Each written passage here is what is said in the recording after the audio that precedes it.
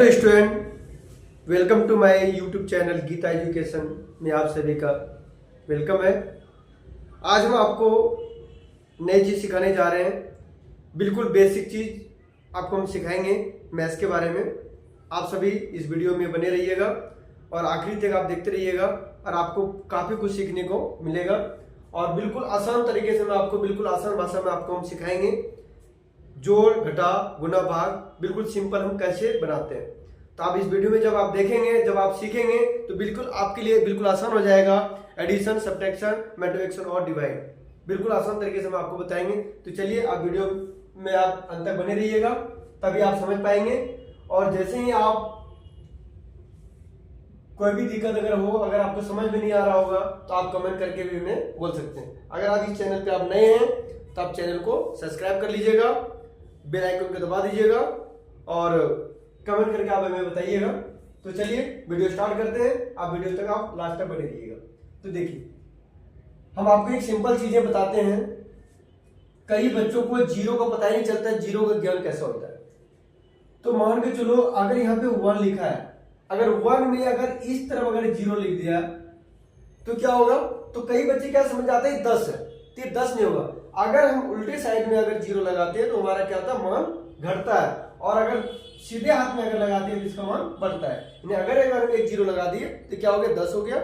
और इधर अगर हम लगा दिए तो वो उतना ही रहा। इधर एक 0 बढ़ा दीजिए तो 100 हो जाएगा, इधर एक 0 बढ़ा दिए फिर भी 100 ही रहेगा। तो ये सोचिएगा कि अगर इस तरफ में लेफ्ट साइड में जो भी 0 लगेगा हमें उसका वैल्यू नहीं मिलता है, आगे जो लगेगा राइट साइड में उसका वैल्यू का बढ़ता है। तो चलिए उसी प्रकार से मान के चलिए, कई बच्चों ने अगर प्लस करता है, मान के चलिए 4 है और प्लस 0 है, तो 4 और प्लस 0 है तो 4 और प्लस, ये 4 है और ये 0 है, तो 4 और प्लस क्या हो जाएगा? 0। तो यहाँ पे 0 का मान कुछ भी नहीं है तो हम यहाँ पे लिख सकते हैं 4। उसी प्रकार से अगर 9 है, 9 में माइनस अगर हम 0 कर देंगे, यानी 0 का मतलब कुछ भी नहीं है। यानी किसी के पास 9 रुपए है और हमने 0 रुपए किसी को देना है, यानी हमने कुछ भी नहीं देना। तो 9 में से 0 रुपए अगर हमें देंगे तो क्या हो जाएगा? इसमें से घटेगा 0 तो कुछ भी नहीं, 9 बचेगा। उसी प्रकार से मान के चलिए यहाँ पे 6 है और मल्टीप्लाई 0 है, तब हम क्या करेंगे? तो 6 से लेके 0 को अगर हम मल्टीप्लाई करेंगे तो क्या होगा? कई बच्चे कहते हैं 6 होगा, तो ये 6 नहीं होगा, गलत होगा, ये 6 नहीं है। 6 नहीं होगा क्योंकि 0 है और 6 है, यानी किसी भी संख्या को अगर हम 0 से गुना करते हैं तो हमारा जो आंसर आता है वो 0 ही आता है। तो बच्चा आपको समझ में आ गया होगा कि किसी भी संख्या को कभी भी आप गुना करेंगे तो 0 से करेंगे तो 0 ही होगा। अगर 6 से कर दिए, 7 से, किसी भी संख्या से आप करेंगे तो आपका 0 ही होगा। तो ये आप बिल्कुल ध्यान रखिएगा। तो चलिए बच्चों, जैसे आपने देखा कि अगर हम 4 को डिवाइड करते हैं 0 से, इसमें कोई भी संख्या हमारा नहीं आएगा, इसलिए ये अनंत हो जाएगा। ये आप याद रखिएगा। तो चलिए आगे हम और आपको सिखाते हैं और वीडियो में आप अंत तक बने रहिएगा, तभी आप अच्छा से सीख पाएंगे। तो देखिए, अब हम आपको सिंपल प्लस सिखाते हैं। अब देखिए, कई बच्चे क्या होता है कि यहाँ पे पॉइंट है, मान के चलिए 54 रुपए 67 पैसे किसी ने कोई सामान खरीदा, किसी ने 6 रुपए 20 पैसे का सामान खरीदा, किसी ने 105 रुपए 7 पैसे का सामान खरीदा। अब बच्चे क्या होता है, इसको जोड़ने में दिक्कत हो जाती है, जोड़ नहीं पाते, बच्चा परेशान हो जाता है, कैसे जोड़ूं कैसे जोड़ूं, गलत हो जाता है। तो जब आप ये वीडियो देखेंगे ना तो आपको बिल्कुल आसान तरीके से आप जोड़ पाएंगे। तो यहाँ पे देखिए, यहाँ 7 है और यहाँ पे 7 है, तो दोनों 7 और 7 कितना हो गया? 40, 4 आ गया। अब यहाँ पे देखिए 6 और 12 कितना हो गया? 8 हो गया। 8 में 1 जोड़ दीजिए, 7 और 7 कितना हो गया? 14 हो गया। बचा 1 जिसको हम कैरी करते हैं हासिल मान के चलिए, तो 6 और 2 8 हो गया और 8 में 1 ऊपर वाला जोड़ दीजिए, क्या हो जाएगा? 9, यानी 9 पॉइंट है, यहाँ पे पॉइंट लगा दीजिए। फिर यहाँ पे 4 और 6 और 5 है, तो 6 4 10 और 5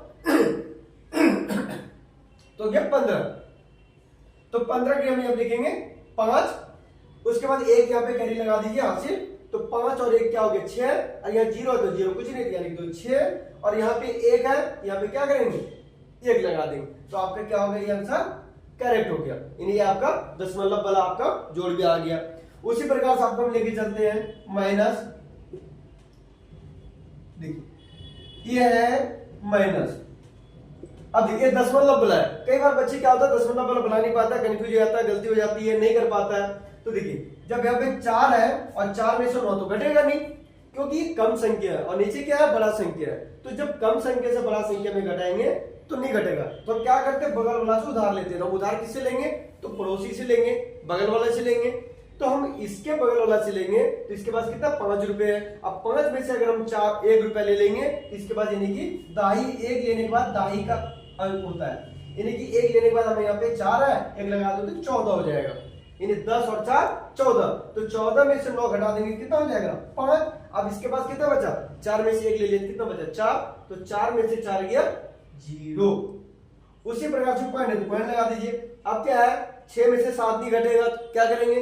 फिर आप पड़ोसी से उधार ले लीजिए। तो बगल में अगर 9 से ले लेंगे, 1 लेंगे तो 1 दाई यानी 10, यानी 10 और 6 कितना हो जाएगा 16, और 16 में 7 घट जाएगा तो कितना हो जाएगा? तो 9 हो जाएगा। अब इसके पास 1 ले लिया तो कितना बचा 8, 8 में के 0 जाएगा 8, यानी ये आपका आंसर हो गया। कितना सरल तरीका है, आप सभी को समझ में आ गया होगा। ये दशमलव वाला प्लस और माइनस। अब हम आपको दशमलव वाला गुणा सिखाते हैं, वो भी सरल है, कोई ज्यादा भारी नहीं है, बिल्कुल सरल तरीके से है। अब देखो 3 से 4 को हम गुणा करेंगे, 3 चौके 12, यहां लिखेंगे 2। फिर 3 को 5 से गुणा करेंगे, 3 5 15, 15 में एक एरिया में ले रखे हासिल, 15 में 1 जोड़ दो या कितना हो जाएगा 16। उसके बाद यहाँ 3 से लेके फिर 4 को गुणा करेंगे, 3 चौके 12, 12 में 1 जोड़ दो 13। अब फिर 3 से 9 को गुणा करेंगे, 9 3 27, और 27 और 1 कितना हो जाएगा 28। अब देखो अब इतना आ गया। अब हम क्या करेंगे कि ये हमें देखना है कि यहां से दशमलव कितना अंक के बाद है। हमें ये देखना है कि दशमलव इधर से कितने अंक के बाद है। यहां से गिनिए 1 और 2, 2 अंक के बाद है। यहाँ पे क्या करेंगे 2 अंक के बाद आप दशमलव लगा देंगे, तो आपका आंसर क्या हो जाएगा?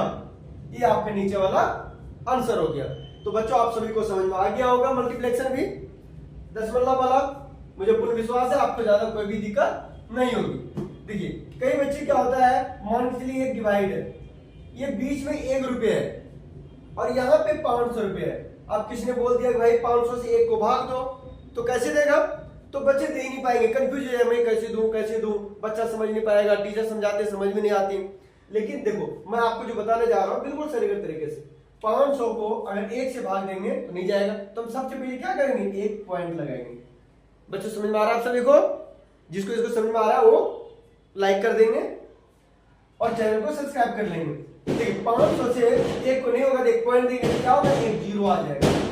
उसके बाद फिर यहाँ पे 1 जीरो लगाओ, फिर 1 जीरो आ गया, फिर यहाँ पे 1 जीरो लगाओ, यहाँ पे क्या हो गया 1 जीरो आ गया। अब देखो अब इससे आपकी ज्यादा बड़ी संख्या हो गई, तो ज्यादा बड़ी जब संख्या हो गई है तो फिर आपका,